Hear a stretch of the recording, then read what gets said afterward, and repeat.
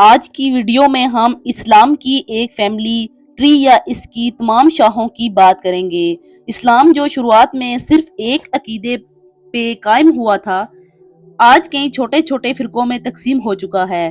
چنانچہ اس ویڈیو میں ہم خاص طور پر دیکھیں گے کہ اسلام سنی اور شیعہ مکتب فکر میں کیسے تقسیم ہوا اور اس تقسیم کی اصل وجہ کیا تھی۔ سنی مکتب فکر مزید چھوٹے چھوٹے فرقوں یعنی بریلوی، دیوبندی، اہل حدیث اور وہابیت میں کیسے تقسیم ہوا، اور شیعہ مکتب فکر کا وہ کون سا فرقہ ہے جو نعوذ باللہ حضرت علی کو اپنا خدا مانتا ہے۔ السلام علیکم، کیسے ہیں آپ سب؟ امید ہے سب خیریت سے ہوں گے۔ جیسا کہ آپ جانتے ہیں، اسلامی روایات کے مطابق اسلام کی شروعات اس دنیا کے سب سے پہلے انسان حضرت آدم علیہ السلام سے ہوئی، اور اسلام اپنی موجودہ شکل میں اس وقت آیا جب حضرت محمد صلی اللہ علیہ وسلم پر پہلی وحی نازل ہوئی۔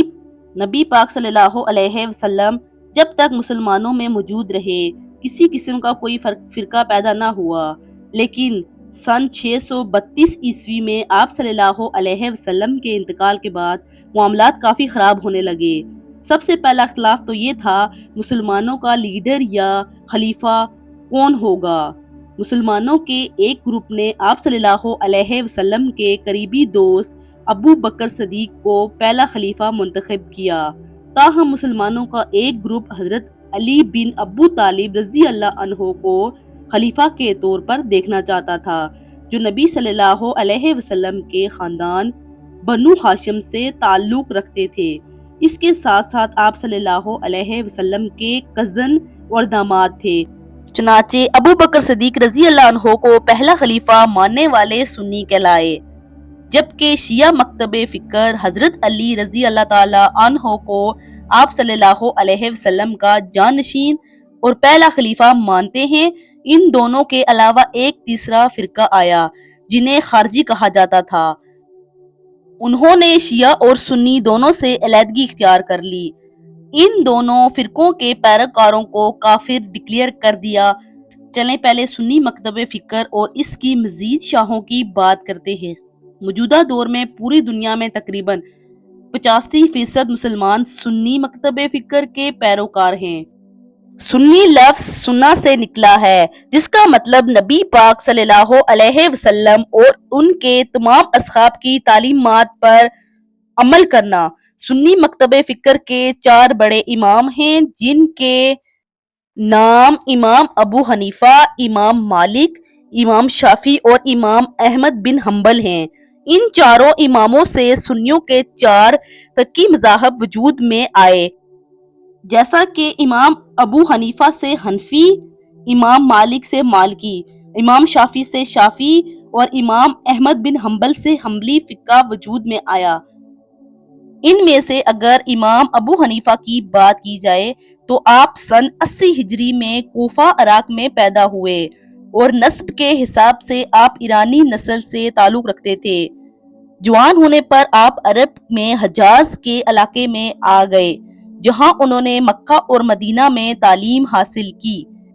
ان کے کل 4000 اساتذہ بتائے جاتے ہیں، جن میں سے 7 اصحابہ کرام، 93 تابعین اور باقی تبع۔ آپ اہل بیت کو ہر طرح سے سپورٹ کیا کرتے تھے، تو عباسی خلیفہ المنصور نے انہیں قید میں ڈال دیا، اور اسی قید میں ان کا انتقال ہوا۔ موجودہ دور میں حنفی فقہ کے ماننے والے زیادہ تر انڈیا، پاکستان، ترکی اور کچھ عرب علاقوں میں پائے جاتے ہیں۔ اسی طرح سنیوں کے دوسرے امام، امام مالک 93 ہجری میں مدینہ میں پیدا ہوئے۔ آپ ایک یمنی، آپ کے دادا نے اسلام قبول کیا۔ امام مالک کو اپنے دور کا حدیث کا سب سے بڑا عالم مانا جاتا ہے۔ یہی وجہ ہے کہ انہیں مدینہ کا امام بھی کہا جاتا تھا۔ جہاں تک کہ ان کے اساتذہ کی بات ہے تو ان میں امام ابو حنیفہ اور امام جعفر الصادق سرِ فہرست ہیں۔ موجودہ دور میں مالکی مکتب فکر کے پیروکار زیادہ تر افریقہ اور پرانے وقتوں میں مسلم اسپین میں پائے جاتے تھے۔ سنیوں کے تیسرے امام، امام شاہد شافعی فلسطین میں غازہ یا اشکلون کے علاقے میں پیدا ہوئے۔ ان کا تعلق قریش کے بنو مطلب قبیلے سے تھا، یعنی ان کا نبی پاک صلی اللہ علیہ وسلم سے ایک گہرا رشتہ تھا۔ چونکہ وہ اہل بیت کے مددگار تھے، انہیں عباسی خلیفہ ہارون الرشید نے کئی دفعہ جیل میں ڈالا اور ان پر کئی مظالم ڈھائے۔ شافعی مکتب فکر کے لوگ آج زیادہ تر حجاز، مصر، یمن اور کرد کے علاقے میں پائے جاتے ہیں۔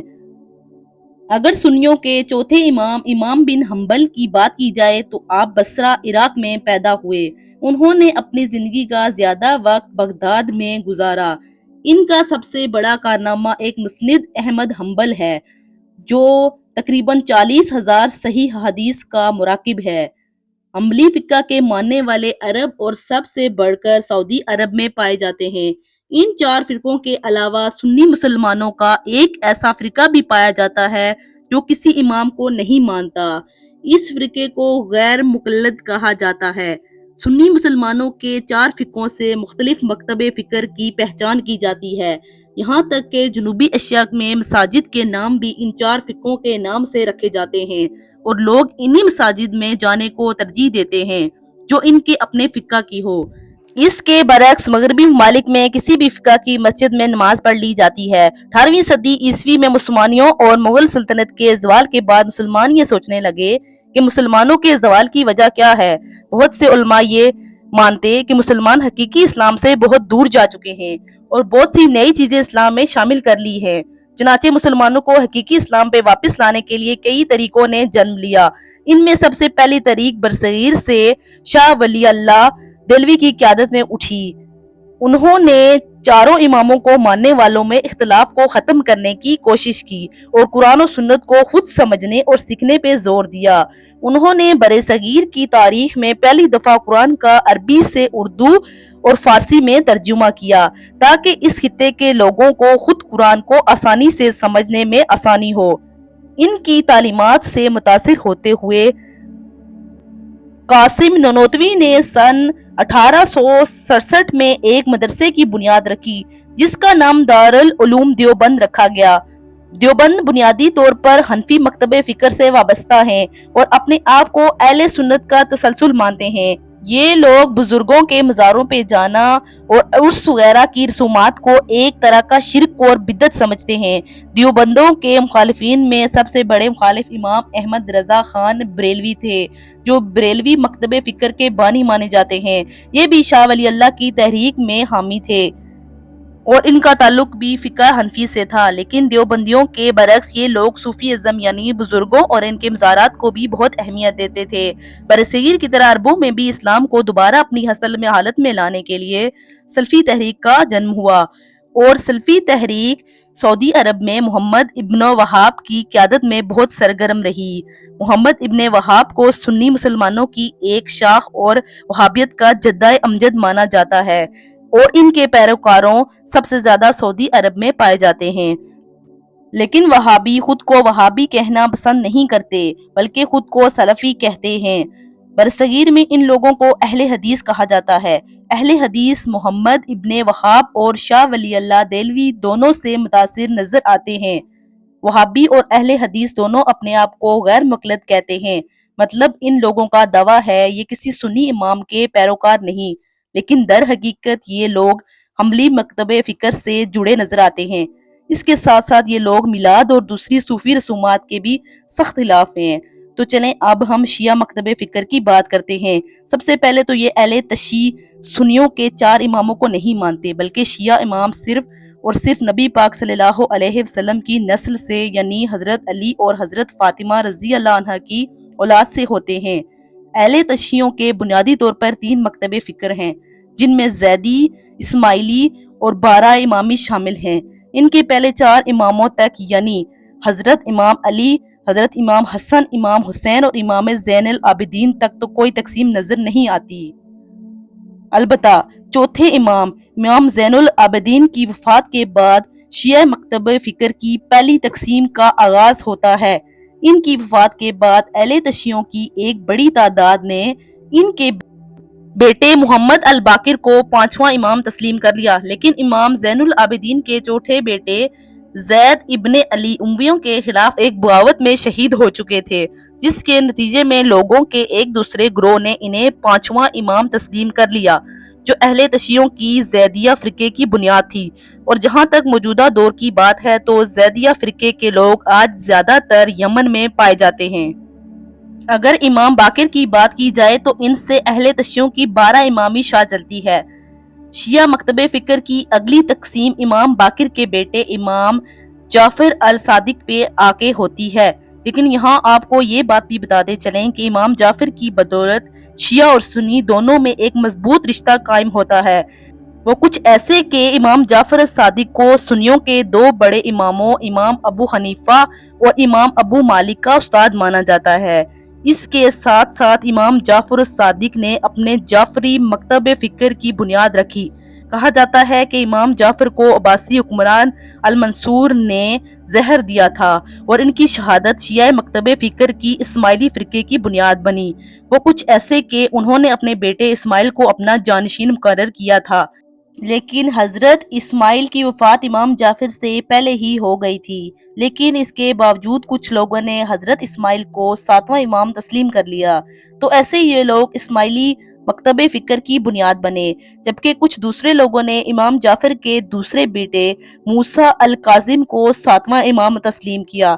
چنانچہ ان کے پیروکار 12 یا 12 امامی شاہ کی بنیاد بنے۔ اسماعیلیوں اور 12 امامی شاہ کے علاوہ اہل تشیعوں کی 7 امامی شاہ کا جنم بھی ہوا، جو امام جعفر کے بعد ان کے بیٹے اسماعیل کو 7ویں اور آخری امام مانتے ہیں۔ اسماعیلیوں کو اہل تشیعوں کے اہم ترین مکاتب میں سے ایک سمجھا جاتا ہے۔ اس کی وجہ یہ ہے کہ انہی سے 10ویں صدی عیسوی کی فاطمی سلطنت وجود میں آئی، یعنی فاطمی خلیفہ ہونے کے ساتھ اسماعیلی امام بھی ہوا کرتے۔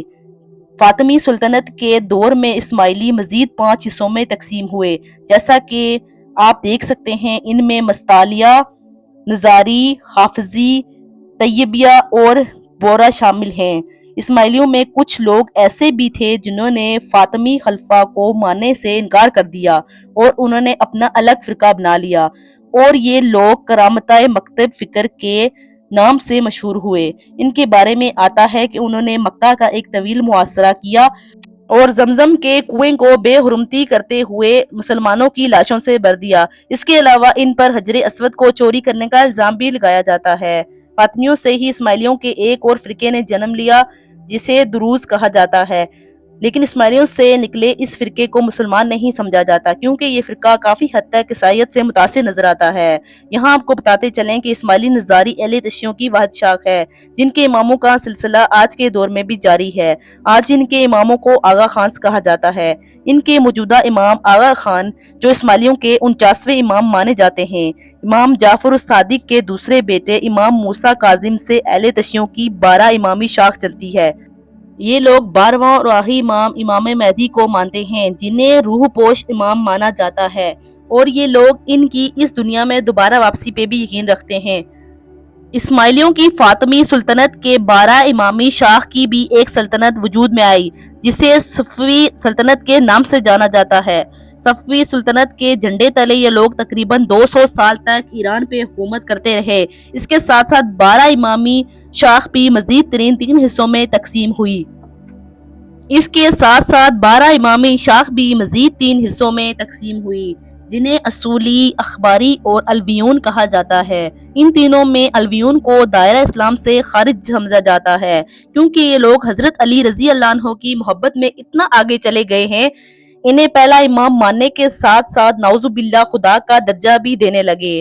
مسلمانوں سے ٹوٹ کے علیحدہ ہونے والا ایک گروپ ایسا ہے جس نے اسلام کی بنیادوں کو ہلا دیا۔